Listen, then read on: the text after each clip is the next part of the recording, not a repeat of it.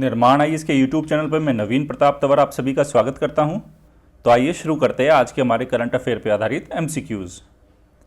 आज का हमारा पहला प्रश्न है, निम्नलिखित कथनों पर विचार करें। पहला, 1960 में द्विभाषी राज्य बंबई को दो पृथक राज्यों महाराष्ट्र एवं गुजरात में विभक्त किया गया। दूसरा, गुजरात भारतीय संघ का 17वां राज्य बना। अब आपको बताना है कि उपयुक्त में से कौन सा कथन सही है। ऑप्शन ए, बी, सी या डी में से सही उत्तर क्या होगा? बताइए क्या होगा इस प्रश्न का सही उत्तर। आपने जरूर पढ़ा होगा पॉलिटी में। और इस प्रश्न का सही उत्तर है ऑप्शन ए। ऑप्शन ए का मतलब स्टेटमेंट 1 बिल्कुल सही है और जो स्टेटमेंट 2 है वो रॉन्ग है। तो पहला स्टेटमेंट क्या है? 1960 में द्विभाषी राज्य बंबई को दो पृथक राज्यों महाराष्ट्र और गुजरात में विभक्त किया गया। लेकिन जो सेकंड स्टेटमेंट है ये इसलिए रॉन्ग है कि गुजरात भारतीय संघ का 17वां राज्य नहीं है, ये भारतीय संघ का 15वां राज्य बना है। तब आपके लिए यहाँ एक होमवर्क रहेगा, आप मुझे बताएंगे कि 17वां राज्य कौन सा है भारतीय संघ का, वो आप मुझे कमेंट सेक्शन में लिख के बताएंगे। आगे चलते देखते इस प्रश्न को क्यों बनाया गया। ये देखिए पीआईबी में प्रकाशित खबर है, ये 1 मई की खबर है। इसमें देखिए क्या लिखा है, प्रधानमंत्री ने गुजरात दिवस पर गुजरात के लोगों को बधाई दी। मतलब गुजरात दिवस के अवसर पर बधाई दी है। 1 मई 2020 की ये खबर है। तो ऐसे में गुजरात कब बना, ये प्रश्न महत्वपूर्ण हुआ, उसी के चलते मैंने इस एमसीक्यू को बनाया। आगे चलते हैं। ये देखिए अगला प्रश्न क्या है, वो प्रीलिम्स के पॉइंट ऑफ व्यू से ये इंपॉर्टेंट रहेगा। प्रश्न है, एक राष्ट्र एक राशन कार्ड के संबंध में निम्नलिखित कथनों पर विचार करें। पहला, स्कीम के अंतर्गत पात्र लाभार्थी उचित मूल्य वाली दुकानों से संपूर्ण भारत में किसी भी स्थान से राष्ट्रीय खाद्य सुरक्षा अधिनियम के तहत खाद्यान्न खरीद सकते हैं। दूसरा, हाल ही में बिहार, उत्तर प्रदेश, पंजाब, हिमाचल प्रदेश एवं दमन व दीव के इस योजना से जुड़ने पर यह स्कीम संपूर्ण भारत में लागू हो गई है। आपको बताना है कि एक राष्ट्र एक राशन कार्ड योजना के बारे में इन दोनों कथनों में से कौन सा कथन सही होगा और ऑप्शन ए, बी, सी या डी में से सही उत्तर क्या होगा। सोच समझ के जवाब देना। और इस प्रश्न का सही उत्तर है ऑप्शन डी। ऑप्शन डी का मतलब स्टेटमेंट 1 भी रॉन्ग हुआ, स्टेटमेंट 2 भी रॉन्ग हुआ। देखिए पहला स्टेटमेंट क्यों रॉन्ग हुआ, इसमें लिखा है कि स्कीम के अंतर्गत जो पात्र लाभार्थी है उचित मूल्य वाली दुकानों से संपूर्ण भारत में, देखो अभी ये स्कीम है संपूर्ण भारत में लागू नहीं हुई है, कुछ ही राज्यों में लागू हुई है। इसलिए ऐसा नहीं है कि जो एलिजिबल है वो पूरे भारत में से कहीं से भी खरीद सकता है, नहीं, वो जिन जिन राज्यों में अभी लागू हुई है वो उन्हीं राज्यों से इसको खरीद सकता है। तो संपूर्ण भारत में किसी भी स्थान से राष्ट्रीय खाद्य सुरक्षा अधिनियम के तहत खाद्यान्न खरीद नहीं सकता, इसलिए पहला स्टेटमेंट रॉन्ग हुआ। दूसरा, इसमें लिखा है हाल ही में बिहार, उत्तर प्रदेश, पंजाब, हिमाचल प्रदेश और दमन और दीव के इस योजना से जुड़ने पर। देखो यहाँ तक तो सही है कि हाल ही में इन 5 राज्यों और यूटीज़ को इसमें जोड़ा गया है, लेकिन अभी ये स्कीम संपूर्ण भारत में लागू नहीं हुई है, इसलिए सेकंड स्टेटमेंट भी रॉन्ग हुआ। अब देखते हैं इस प्रश्न को बनाया क्यों गया। ये देखिए पीआईबी की खबर है 1 मई की। उपभोक्ता मामलों के मंत्रालय, खाद्य और सार्वजनिक वितरण विभाग, ये मंत्रालय है सार्वजनिक वितरण, इसमें देखिए राष्ट्रीय पोर्टेबिलिटी योजना है। एक राष्ट्र एक राशन कार्ड में शामिल हुए 5 नए राज्य और संघ शासित क्षेत्र, योजना से जुड़ने वाले राज्यों की संख्या अब कितनी हुई है? 17 हुई है। तो जो लेटेस्ट में जो 5 राज्य और केंद्र शासित प्रदेश जोड़े गए हैं वो देखिए कौन है 5 राज्य और संघ शासित क्षेत्र? उत्तर प्रदेश, बिहार, पंजाब, हिमाचल प्रदेश और दादर नगर हवेली तथा दमन और दीव के जोड़ने की स्वीकृति दी गई है। तो अभी इस बात को याद रखेंगे कि अभी संपूर्ण भारत में एक राष्ट्र एक राशन कार्ड योजना लागू नहीं हुई है। साथ के साथ याद रखेंगे मंत्रालय कौन सा है हमारा? उपभोक्ता मामलों के मंत्रालय, खाद्य और सार्वजनिक वितरण विभाग। देखो अक्सर मैं आपको कहूँगा जब भी कोई स्कीम आएगी जब भी कोई स्कीम आएगी आपको पता होना चाहिए कि वो कौन से मंत्रालय की है। एटलीस्ट ये तो मिनिमम रिक्वायर्ड है। उसके साथ साथ कई बार मंत्रालयों में बहुत सारे विभाग होते हैं, तो वो किस विभाग की है। उसके साथ साथ पात्र कौन है, तो ये सारी चीज़ें जो पात्रता या एलिजिबिलिटी का क्राइटेरिया है, ये भी हमें पता होना ज़रूरी है। आगे चलते हैं। देखिए, राष्ट्रीय खाद्य सुरक्षा अधिनियम 2013 पे है ये प्रश्न है, राष्ट्रीय खाद्य सुरक्षा अधिनियम 2013 के संबंध में निम्नलिखित कथनों पर विचार करें। पहला, अधिनियम में लक्षित सार्वजनिक वितरण प्रणाली टारगेटेड पीडीएस के अंतर्गत राज्य सहायता प्राप्त खाद्यान्न प्राप्त करने के लिए 70% ग्रामीण आबादी और 50% शहरी आबादी को कवरेज दिया गया। दूसरा, अधिनियम में महिलाओं और बच्चों के लिए पौष्टिक सहायता अर्थात न्यूट्रिशनल सपोर्ट पर विशेष ध्यान दिया। तीसरा, अधिनियम के अनुसार प्रत्येक राज्य सरकार इस अधिनियम के कार्यान्वयन की निगरानी और समीक्षा के लिए अधिसूचना द्वारा एक राज्य खाद्य आयोग का गठन करेगी। अब आपको बताना है कि जो राष्ट्रीय खाद्य सुरक्षा अधिनियम 2013 है उसके बारे में इन तीनों कथनों में से कौन सा कथन सही है और ए, बी, सी या डी में से सही उत्तर क्या होगा। 5 सेकंड का टाइम है आप लोगों के पास और इस प्रश्न का सही उत्तर है ऑप्शन सी। ऑप्शन सी का मतलब क्या हुआ, स्टेटमेंट सेकंड करेक्ट है, थर्ड करेक्ट है, लेकिन स्टेटमेंट जो 1 है वो रॉन्ग है। अब देखते हैं पहला कथन क्यों रॉन्ग है। देखो, इसमें लिखा है अधिनियम में लक्षित सार्वजनिक वितरण प्रणाली के अंतर्गत राज्य सहायता प्राप्त खाद्यान्न प्राप्त करने के लिए 70% ग्रामीण आबादी लिखी है, जबकि ये 70% नहीं है। आप लोगों को पता होगा जो ये कितने प्रतिशत है, ये है 75%। तो ग्रामीण आबादी और 50% इसमें शहरी आबादी। तो कुल मिला के कितना हो गया, देश में लगभग 2/3 2/3 इसमें पॉपुलेशन को कवरेज दिया गया है, इसलिए पहला स्टेटमेंट रॉन्ग हुआ। ये 70% ना होकर ये 75% है। सेकंड स्टेटमेंट बिल्कुल सही है, महिलाओं और बच्चों के लिए पौष्टिक सहायता पर इसमें विशेष ध्यान दिया गया। तीसरा, अधिनियम के अनुसार प्रत्येक राज्य सरकार इस अधिनियम के कार्यान्वयन की निगरानी और समीक्षा के लिए एक राज्य खाद्य आयोग का गठन करेगी। इसके साथ साथ देखो, मैं आपको एक होमवर्क दे रहा हूं, जो हमारा सेकंड स्टेटमेंट है कि अधिनियम में महिलाओं और बच्चों के लिए पौष्टिक सहायता पर विशेष ध्यान दिया गया। क्या आप मुझे बता सकते हैं कि अधिनियम में ऐसे कौन से प्रावधान हैं।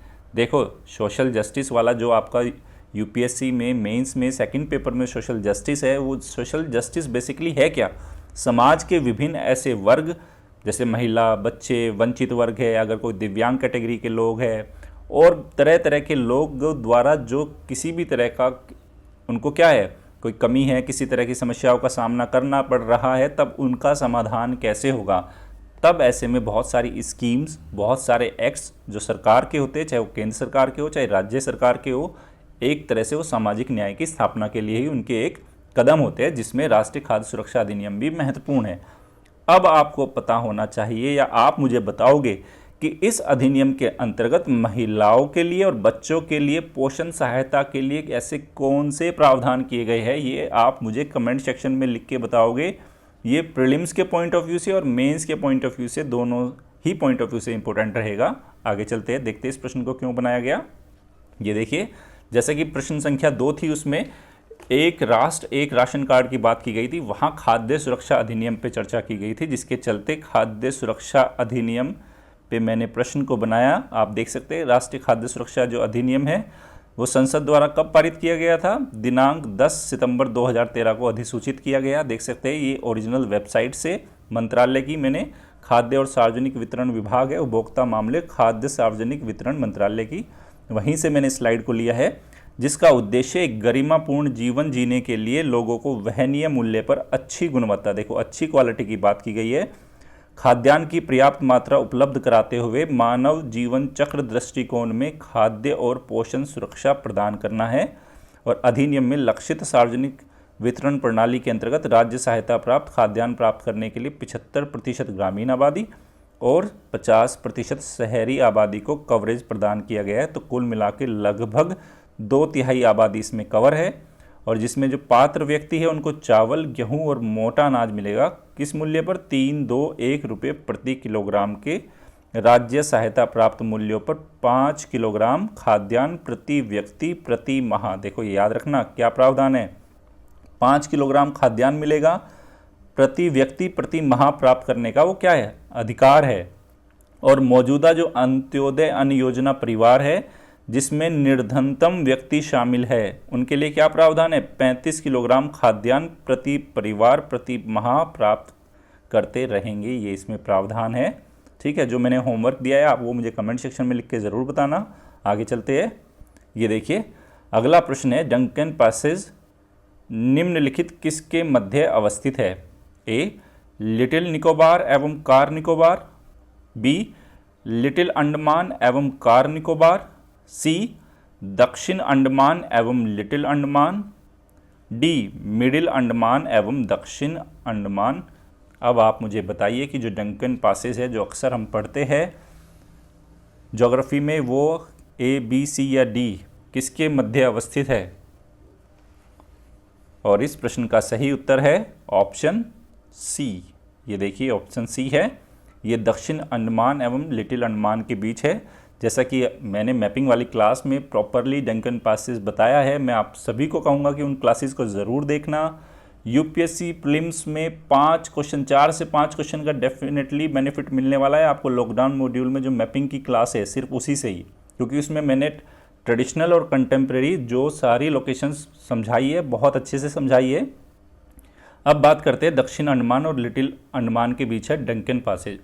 तो मैं यहाँ आपको थोड़ा सा एक्सरसाइज कराता हूँ, मेरे साथ देखते रहना।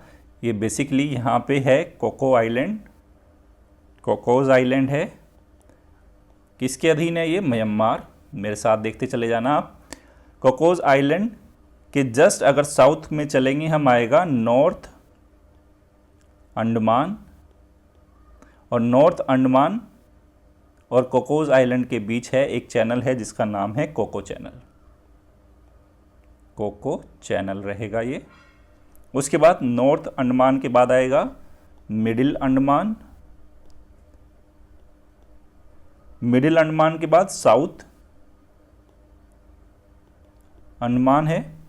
उसके बाद साउथ अंडमान के बाद एक जो हमारा पैसेज है जिसका नाम है डंकन, डंकन पैसेज है ये,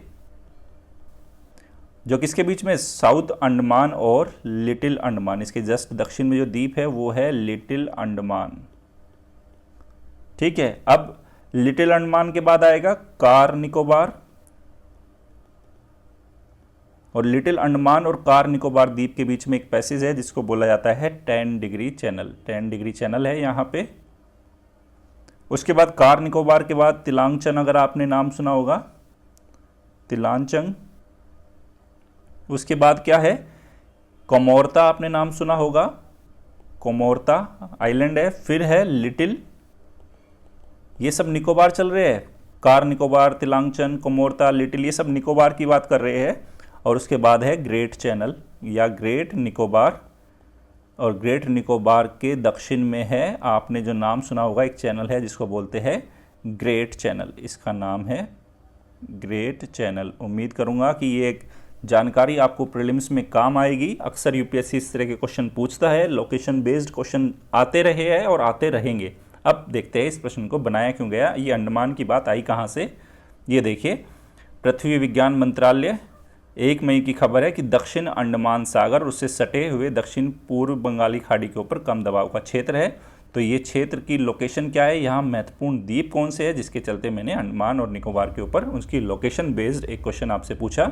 आगे चलते हैं, अगला प्रश्न है और इसको प्रीलिम्स के पॉइंट ऑफ व्यू से इंपॉर्टेंट करेंगे। प्रश्न क्या है देखिए, ओपन बजट सर्वे 2019 के संबंध में निम्नलिखित कथनों पर विचार करें। पहला, ओपन बजट सर्वे अंतर्राष्ट्रीय बजट भागीदारी की ओपन बजट पहल का हिस्सा है। दूसरा, यह विश्व के 190 देशों को कवर करता है तथा राष्ट्रों के बीच बजट पारदर्शिता को 1 से 100 के स्केल पर मापता है। तीसरा, सर्वे में भारत को 53वां स्थान प्रदान किया गया। अब आपको बताना है कि ओपन बजट सर्वे 2019 के बारे में स्टेटमेंट 1, 2, 3 में से कौन सा सही है और ए, बी, सी या डी में से सही उत्तर क्या होगा। उम्मीद कर रहा हूं कि आपने ज़रूर पढ़ा होगा अभी इसको न्यूज़पेपर्स में। ओपन बजट सर्वे, कौन सा स्टेटमेंट सही है, बताइए ए, बी, सी या डी में से सही उत्तर क्या होगा। और इस प्रश्न का सही उत्तर है ऑप्शन सी, मतलब स्टेटमेंट 1 सही, 3 सही, लेकिन जो सेकंड वाला है ये रॉन्ग हुआ। तो पहली बात तो याद रखेंगे, जो OBS है, ओपन बजट सर्वे, इसको अंतर्राष्ट्रीय बजट भागीदारी की ओपन बजट पहल का एक हिस्सा है। नेक्स्ट स्लाइड में बहुत तसल्ली से बताऊंगा कि अंतर्राष्ट्रीय बजट भागीदारी क्या है, ये सर्वे क्या है। अभी सिर्फ ये देखिए, पहला स्टेटमेंट बिल्कुल सही है। सेकंड क्यों रॉन्ग है, इसमें लिखा है विश्व के 190 देशों को कवर करता है। नहीं, ये विश्व के सिर्फ 117 देशों को कवर करता है। 117 देश कवर किए गए हैं इसमें, 117। ओके, सर्वे में भारत को 53वां स्थान दिया गया है, बिल्कुल सही है, ये स्थान दिया गया है। अब चलते हैं ओपन बजट सर्वे पे। ये देखिए, ये है ओपन बजट सर्वे 2019, ठीक है। और ये किसकी पहल है, इंटरनेशनल बजट पार्टनरशिप। आगे चलते हैं अब इसके बारे में। ये देखिए, ये क्या है ओपन बजट सर्वे। देखो इसमें किसको नापता है, ये ट्रांसपेरेंसी को, पब्लिक पार्टिसिपेशन को और बजट ओवरसाइट को, ठीक है। अब ये स्कोर की बात की गई है यहाँ तरह तरह की। तो यहाँ इसमें आप देख सकते हैं जो स्कोर है, जो ट्रांसपेरेंसी में 100 में से 49 है इंडिया का। अगर बात करें किसमें, पब्लिक पार्टिसिपेशन में 11 है और बजट ओवरसाइट में 59 है। आगे चलते हैं इसके बारे में, थोड़ा और डिटेल में जानेंगे। ये देखिए, यहाँ देख सकते हैं आप, India has a transparency score of 49, मतलब जैसा सेकंड स्टेटमेंट था उस स्टेटमेंट में क्या बोला गया था, विश्व के देशों को 117 देशों को कवर कर रहा है और राष्ट्रों को बजट में पारदर्शिता के संबंध में 1 से 100 के स्केल पे ये क्या देता है, रेटिंग देता है। तो आप देख सकते हैं भारत की बजटीय पारदर्शिता में इसकी जो स्कोर है आप देख सकते हैं 49 है, 100 में से 49 स्कोर मिला है। अब आसपास के देशों के साथ अब इसकी तुलना कर लेते हैं। देख सकते हैं यहाँ पे ग्लोबल एवरेज अगर देखो तो कितना है बजटीय पारदर्शिता का, 45, और इंडिया का कितना है 49, मतलब एवरेज से ज़्यादा है। अब बात करें इंडिया और आसपास के देशों में तो देख सकते हैं अफगानिस्तान की स्थिति भारत से अच्छी है इस मामले में, उसको 50 स्कोर दिया गया है, इंडिया का 49 है, श्रीलंका 47, नेपाल 41, बांग्लादेश 36, पाकिस्तान को आप देख सकते हैं 28 है। उसके बाद यहाँ पे आप देखिए क्या लिखा है, इंडियाज़ रैंकिंग 53 ऑफ 117 कंट्रीज़। 117 देशों में से भारत की जो रैंक कितनी है 53 है, वो ऑलरेडी थर्ड स्टेट में मैंने पूछा था। आगे चलते हैं। अब यहाँ देखिए, हम देखते हैं कि जो ट्रांसपेरेंसी का स्कोर है इंडिया का, अगर बात की जाए 2010 से लेके 2019 के बीच की बात की जाए कि भारत में क्या पारदर्शिता, बजटीय पारदर्शिता बढ़ी है या घटी है। आप देख सकते हैं 2010 में जो स्कोर कितना था 67 था, वो 2019 में कितना है 49, यानी कि पारदर्शिता क्या है वो घटी है। लेकिन जो ट्रेंड है बढ़ता हुआ, फिर घटा, फिर बढ़ा, फिर बढ़ा, तो एक जिगजैग पैटर्न है हमारे पास। तो हम ये नहीं कह सकते अगर ये बोला जाए एग्जाम में कि 2010 से लेकर 19 के बीच में लगातार पारदर्शिता घटी है, ये गलत है। अगर ये बोला जाए 2010 से 19 के बीच में लगातार पारदर्शिता बढ़ी है, तो ये भी नहीं कह सकते हम। एक पैटर्न रहा है, कभी बढ़ा है, कभी घटा है, फिर बढ़ा, फिर बढ़ा। इस बात को याद रखेंगे। ये ट्रांसपेरेंसी का स्कोर है इंडिया का 2010 से 19 के बीच में। अब आगे चलते हैं। अब ये देखिए, पब्लिक पार्टिसिपेशन की बात की गई थी, उसमें इंडिया का स्कोर कितना है 11। 100 में से भारत का जो स्कोर है वो 11 है। अब आसपास के देशों से अगर तुलना करें, इंडिया का तो 11 है। आप देखिए यहाँ पे बांग्लादेश की स्थिति भारत से अच्छी है, अफगानिस्तान, श्रीलंका और उसके साथ नेपाल, और ग्लोबल एवरेज की अगर बात करें तो 14 है। मतलब पब्लिक पार्टिसिपेशन की अगर बात करें तो ग्लोबल एवरेज से इंडिया का स्कोर कम है, क्योंकि ग्लोबल एवरेज है 14। ओके, आगे चलते हैं। अब अगला प्रश्न है चकमा एवं हाजोंग। ये लगातार कुछ दिनों से समाचारों में है, जो इन दिनों समाचारों में चर्चा में है। पहला, चकमा एवं हाजोंग म्यांमार में अराकान योमा पहाड़ियों में रहने वाली जनजातियां है। दूसरा, चकमा हिंदू धर्म को मानने वाले एवं हाजोंग बौद्ध धर्म को मानने वाले लोग हैं। जिन्होंने धार्मिक अत्याचार का सामना किया है। अब आपको बताना है कि चकमा और हाजोंग के बारे में स्टेटमेंट 1 एंड 2 में से कौन सा करेक्ट है और ए, बी, सी या डी में से सही उत्तर क्या होगा। क्या होगा सही उत्तर? चकमा हाजोंग प्रीलिम्स के पॉइंट ऑफ व्यू से इंपॉर्टेंट रहेगा ये। और इस प्रश्न का सही उत्तर है ऑप्शन डी, मतलब स्टेटमेंट 1 भी रॉन्ग और 2 भी रॉन्ग हुआ। पहला देखते क्यों रॉन्ग है। इसमें लिखा है चकमा और हाजोंग म्यांमार में अराकान योमा पहाड़ियों में रहने वाली जनजातियां नहीं। मैं आपको बता देता हूं, जो ओरिजिनल रेजिडेंट है चकमा और हाजोंग है वो बांग्लादेश में, अगर आपने नाम सुना होगा चिटगोंग, ये नाम सुना होगा उम्मीद कर रहा हूं। यहाँ पे चिटगोंग हिल ट्रैक्स में रहने वाले जो ये लोग हैं, जो कि पहले पूर्वी पाकिस्तान का हिस्सा था, उसके साथ साथ बोला जाता है कि 1960 के दशक में यहाँ पे एक कपटई डैम बना, कपटई डैम, जिसके चलते इनका जो क्षेत्र है वो सबमर्ज हो गया और उसके बाद से इन्होंने क्या हुआ, यहाँ से इन्होंने माइग्रेट करना शुरू किया।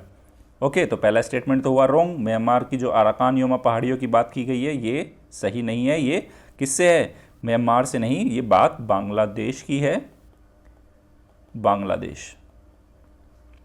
ठीक। दूसरा, चकमा हिंदू धर्म को मानने वाले और हाजोंग बौद्ध धर्म को मानने वाले, ये उल्टा लिखा हुआ है। बेसिकली जो चकमा है वो बौद्ध धर्म को मानने वाले लोग हैं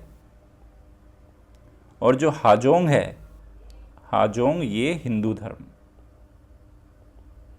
तो इसलिए सेकंड स्टेटमेंट भी रॉन्ग हुआ। अब देखते हैं इस प्रश्न को बनाया क्यों गया। ये देखिए, आज के द हिंदू में प्रकाशित खबर है, add Chakma and Hajong to relief plan. Basically हुआ क्या है, जो चकमा और हाजोंग लोग क्या है, क्योंकि इनको जो सिटीजनशिप स्टेटस तो प्रॉपर नहीं मिला और क्योंकि ये नॉर्थ ईस्ट में भारत के बहुत सारे राज्यों में रहते हैं, स्कैटर्ड है वहाँ पे, तो ऐसे में इन लोगों को क्या करना है, जो कोविड-19 के दौरान है इनको वो रिलीफ प्रोग्राम जो चलाए जा रहे हैं सरकार की मदद से, उसमें इनको प्रॉपर वो बेनिफिट नहीं उठा पा रहे। तब ऐसे में बात की है, ministry of development of north eastern region donor has directed, सरकार ने, इस मिनिस्ट्री ने डायरेक्शन दिया है अरुणाचल प्रदेश सरकार को कि इन लोगों को, जो चकमा और हाजोंग लोग हैं, उन कम्युनिटीज़ को कोविड-19 के रिलीफ प्रोग्राम में इनको शामिल किया जाए, ताकि ये गवर्नमेंट के द्वारा दी जा रही जो सहायता है, फैसिलिटीज़ है, इनको ये अवेल कर सके, सस्ते दामों पे इनको वो चीज़ें मिल सके। अभी बोल रहे हैं कि वो बहुत ज़्यादा प्राइस हाइक है, जिसके चलते इन लोगों को बहुत सारी कठिनाइयों का सामना करना पड़ रहा है। यहाँ देख सकते हैं, यहाँ क्या लिखा है, a majority of Chakmas and Hajong living in the state for the last 56 year have been facing massive food shortage. देखो, खाने की कमी है because of their exclusion from the relief programme. ये बात की गई है, रिलीफ प्रोग्राम से इनको एक्सक्लूड किया गया है, जिसके चलते प्रॉब्लम है। यहाँ पे देख सकते हो चिटगोंग, जो साइड में मैंने मैप लगाया है, चिटगोंग हिल ट्रैक से ये माइग्रेट किए कहाँ पे, लुसाई हिल्स जो मिजोरम में है, फिर वहाँ से इन्होंने माइग्रेट किए अलग अलग नॉर्थ ईस्ट के राज्यों में। देख सकते हैं माइग्रेशन की इनकी लाइन दिखाई गई है, ये जो रेड रेड स्पॉट्स है। यहाँ देख सकते हैं 1960 में Chakma came to India via Lushai Hills. तो याद रखना, अगर एग्जाम में हो सकता है लुसाई हिल ही पूछ लिया जाए, लुसाई पहाड़िया। देखो चकमा बैकग्राउंड में रह जाएगा, लुसाई पहाड़िया हो सकता है इसी पे क्वेश्चन आए। तो लुसाई पहाड़िया कहाँ पे है, हमारी मिजोरम, ये दिखाया गया है इसमें। The refugees were placed in relief camps in Tirap, Lohit and Subansiri district of NEFA under the union government. ये देख सकते हैं।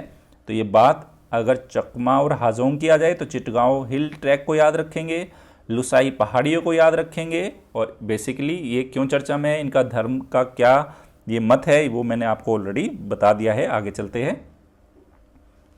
अब प्रश्न है, बनेरघट्टा राष्ट्रीय उद्यान के संबंध में, अर्थात BNP के संबंध में निम्नलिखित कथनों पर विचार करें। पहला, यह राष्ट्रीय उद्यान आंध्र प्रदेश में अनेकल पहाड़ियों में अवस्थित है। दूसरा, यह उद्यान हाथियों के लिए एक वन्य जीव गलियारे का हिस्सा है जो बीलगिरी रंगा पहाड़ियों को सत्यमंगलम वनों से जोड़ता है। आपको बताना है कि बनेरघट्टा राष्ट्रीय उद्यान के बारे में इन दोनों कथनों में से कौन सा कथन सही है और A, B, C या D में से सही उत्तर क्या होगा। सोच समझ के जवाब देना महत्वपूर्ण रहती है इस तरह की जानकारियाँ प्रीलिम्स के हिसाब से।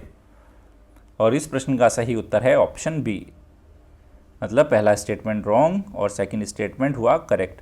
तो पहला स्टेटमेंट क्यों रॉन्ग है, इसमें लिखा है ये राष्ट्रीय उद्यान आंध्र प्रदेश में है, बिल्कुल नहीं, ये आंध्र प्रदेश में नहीं है, ये कर्नाटक में है, बंगलोर के निकट है, ये कर्नाटक में बंगलुरु के निकट है ये, और अनेकल पहाड़ियों में अवस्थित है, बिल्कुल सही है। सेकंड भी बिल्कुल सही है कि यह उद्यान हाथियों के लिए एक वन्य जीव गलियारे का हिस्सा है जो बिलगिरी रंगा पहाड़ियों को सत्यमंगलम वनों से जोड़ता है।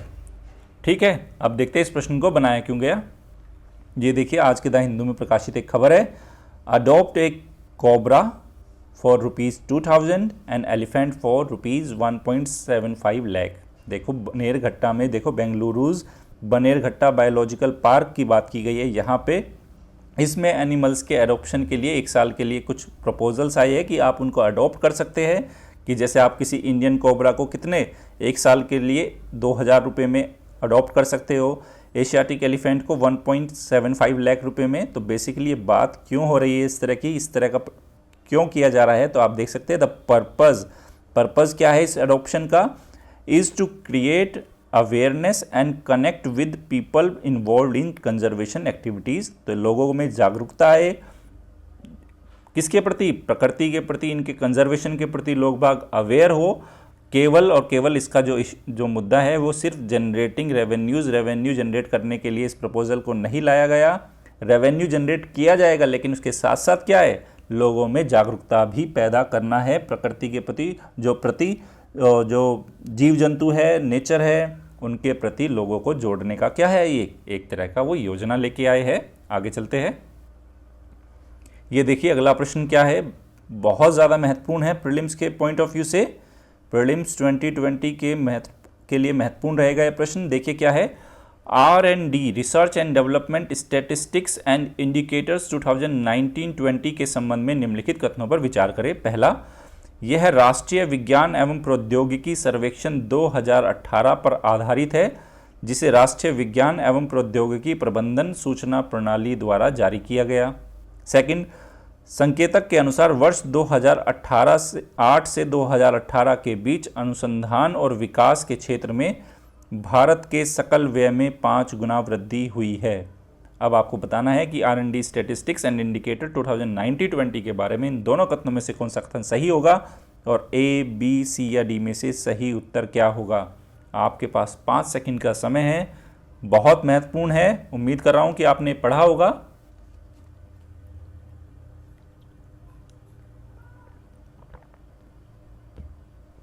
और इस प्रश्न का सही उत्तर है ऑप्शन ए, मतलब स्टेटमेंट 1 करेक्ट है और स्टेटमेंट 2 रॉन्ग है। तो पहला तो याद रखेंगे, ध्यान रखने वाली बात है कि जो ये R&D स्टैटिस्टिक्स एंड इंडिकेटर 2019-20 यह राष्ट्रीय विज्ञान और प्रौद्योगिकी सर्वेक्षण 2018 पे आधारित है, ये इंडिकेटर, जिसे राष्ट्रीय विज्ञान और प्रौद्योगिकी प्रबंधन सूचना प्रणाली द्वारा जारी किया गया। इस बॉडी को याद रखेंगे।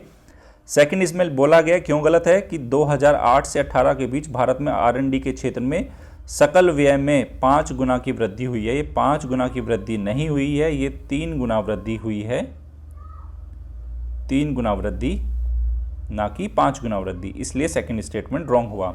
अब जानते हैं कि ये इंडिकेटर है क्या, R&D statistics and indicator 2019 and 20। ये देखिए, ये ओरिजिनल इसकी रिपोर्ट है, मैंने आपके सामने लेके आया हूँ, पूरा सर्वे है, research and development statistics at a glance 2019-20। देख सकते हैं यहाँ पे department of science and technology, ministry of science and technology, government of India के अधीन है। कब जारी किया गया है, मार्च में जारी की गई थी ये पूरी की पूरी सर्वे।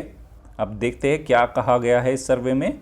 ये देखिए, ये बड़ा इंपॉर्टेंट ये एक चार्ट है, इसको समझने की कोशिश करेंगे। देखो स्टूडेंट, पहले जान लेते, लिखा है the gross expenditure on R&D GERD in the country has been consistently increasing over the years and has nearly tripled from, देखो 3 गुना हो चुका है, कब से, 2007-8 से लेके 2017-18 के बीच। इस तरह का ट्रेंड एनालिसिस यूपीएससी पूछ सकता है। अक्सर हमें लगता है, क्योंकि हम पहले से ही पूर्व धारणा बना लेते हैं कि नहीं, भारत में तो R&D पे जो क्या हुआ है वो खर्चा ज़्यादा नहीं बढ़ रहा। तो इसमें याद रखना 2007-8 से लेके 2017-18 के बीच 3 गुना बढ़ गया है इस बात को याद रखेंगे। दूसरा, ये देखिए R&D का एक्सपेंडिचर दिखाया है, जो ब्लू वाले हमारे कॉलम है, और जो रेड डॉट्स है इससे दिखाया गया है R&D एज ऑफ GDP का परसेंटेज। तो आप यहाँ पे देख सकते हैं 1995 96 से या 1990 91 से देखिए स्टूडेंट, जो हमारा ग्रॉस एक्सपेंडिचर ऑन R&D है उसमें क्या दिखाया गया है। 1990 91 से लेके 2018 19 के बीच में अगर आप देखें तो पूरा का पूरा आप देख सकते हैं एक जिगजैग पैटर्न है। जैसे 1990 91 से 95 96 के बीच घटा है, फिर 2001-2 में बढ़ा, फिर वहाँ से देखो 2010 तक बढ़ता गया है लगातार। कहाँ से? 1990 91 से लेके 2010 11 तक लगातार बढ़ा है ये। उसके बाद ये फिर घटा, फिर थोड़ा स्टैटिक हो गया। अगर बात करें किसकी, 2018 और 19 की, यहाँ पे देख सकते हैं कितना खर्च हुआ है, 0.70 है किसका, GDP का परसेंटेज है। अगर बात करें ग्रॉस एक्सपेंडिचर की बात करें भारत में अनुसंधान और विकास पे, तो GDP का कितना परसेंटेज है, वो 0.70% रहा है। ये बात महत्वपूर्ण रहेगी। 2018-19 की बात कर रहे हैं, यहाँ पे देख सकते हैं, यहाँ पे साफ साफ लिखा है India's gross expenditure on R&D as percentage of GDP remained at 0.7% during the year 2017-18 and 2018-19 respectively। ये बात प्रीलिम्स के पॉइंट ऑफ व्यू से और इवन मेंस में भी कोट करने में काम आएगी, क्योंकि हम कहाँ स्टैंड कर रहे हैं, ब्रिक्स कंट्री कहाँ स्टैंड कर रही है, हमारे अड़ोसी पड़ोसी देश कहाँ स्टैंड कर रहे हैं R&D पे, हम उनसे कितना आगे है कितना पीछे है, एक साइंटिफिक टेम्परामेंट डेवलप होने में भारत किस तरह से लीड करेगा साइंस टेक्नोलॉजी में, उसके लिए ये फैक्ट्स काम आने वाले हैं आपके लिए। आगे चलते हैं, ये देखिए इस पे दिखाया है participation of government, business enterprises and higher education का सेक्टर का। देखते हैं 2017-18 में किस तरह से उनका पार्टिसिपेशन रहा है, किसमें, R&D में। देखो कुछ कंट्री दिखाई गई है, बात करते हैं इंडिया की। ये देखिए जो ब्लू वाला ये हमने दिखाया है, ये परसेंटेज में है पूरा हमारा डेटा, आप देख सकते हैं। जो इंडिया में जो ग्रॉस एक्सपेंडिचर है R&D पे, ये देखिए 52 कौन कर रही है, गवर्नमेंट। और बात करें बिजनेस एंटरप्राइजेज की तो कितना कर रहा है, 41%। और बात करें हायर एजुकेशन की तो ये देखिए 7। तो कुल मिला के कितना हो गया, ये पूरा 100% हो गया।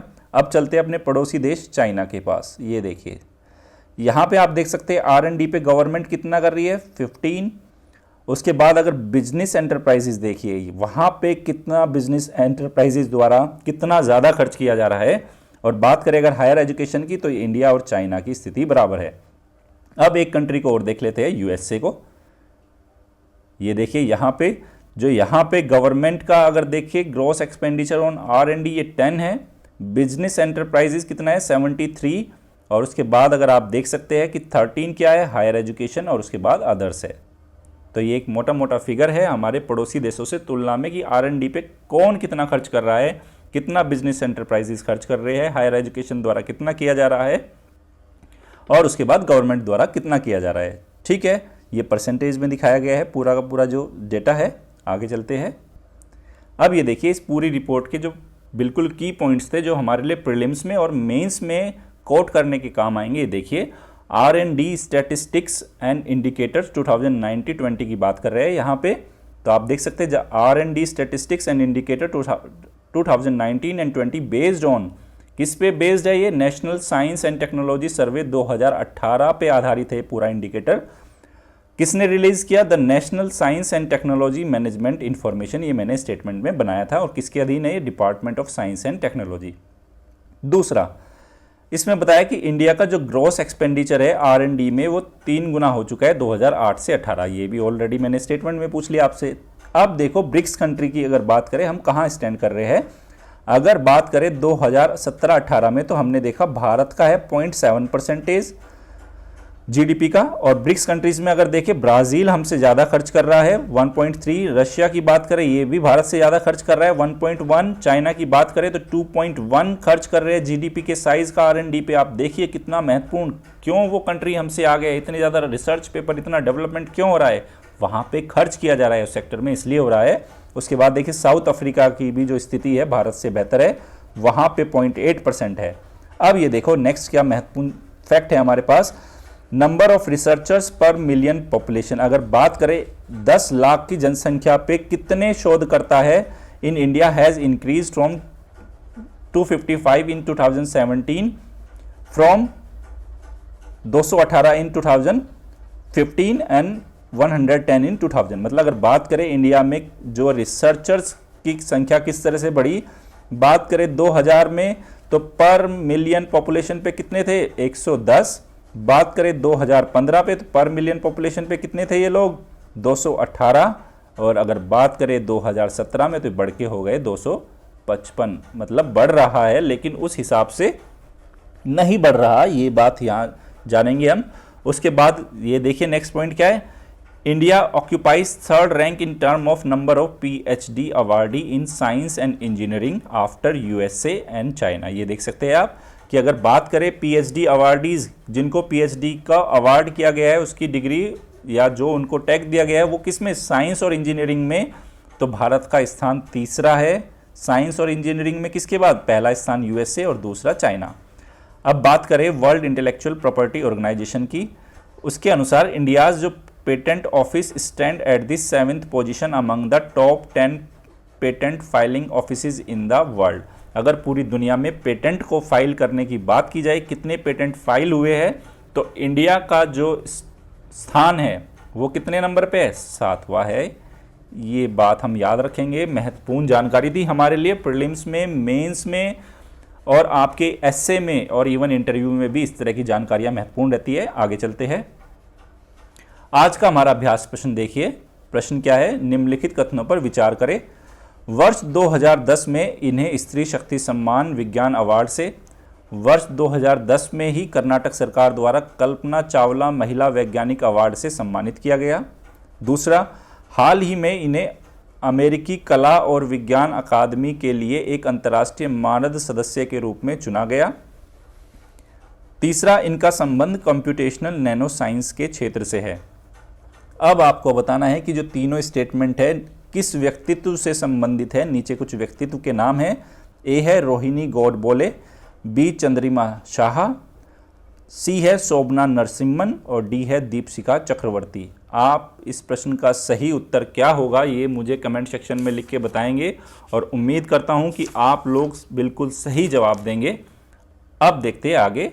कल मैंने आपसे एक प्रश्न पूछा था, 1 मई का अभ्यास प्रश्न था, हाल ही में किस मंत्रालय ने bank of scheme idea innovation and research portal की शुरुआत की है, और इस प्रश्न का सही उत्तर था ऑप्शन सी, सूक्ष्म लघु और मध्यम उद्यम मंत्रालय की ने इस पोर्टल की शुरुआत की है। देखते हैं इस प्रश्न को क्यों बनाया गया।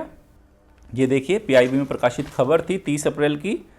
खबर क्या है, सूक्ष्म लघु और मध्यम जो उद्यम मंत्रालय की खबर है, इसमें लिखा है श्री गडकरी ने सूक्ष्म लघु और मध्यम उद्यमों से जुड़े योजनाओं के बैंक परिकल्पनाओं और नवाचारों एवं रिसर्च पोर्टल का शुरुआत किया है।